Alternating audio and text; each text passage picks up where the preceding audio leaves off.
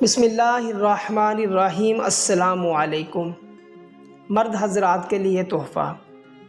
حضرت علی کرم اللہ وجہ کریم فرماتے ہیں کہ ایک شخص رسول اللہ صلی اللہ علیہ وآلہ وسلم کے پاس آیا اور اس نے شکایت کی کہ میرے گھر میں اولاد نہیں ہوتی۔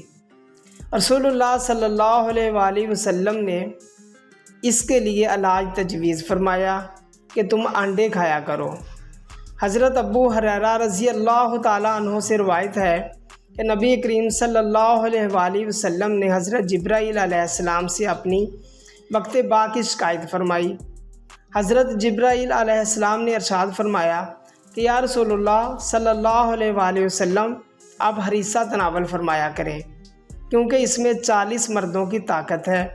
حضرت انس بن مالک رضی اللہ تعالیٰ عنہ فرماتے ہیں کہ رسول اللہ صلی اللہ علیہ وآلہ وسلم بیان فرماتے ہیں کہ اس کے کھانے سے قوت باز زیادہ ہوتی ہے اور بدن بڑھتا ہے، آواز صاف ہوتی ہے۔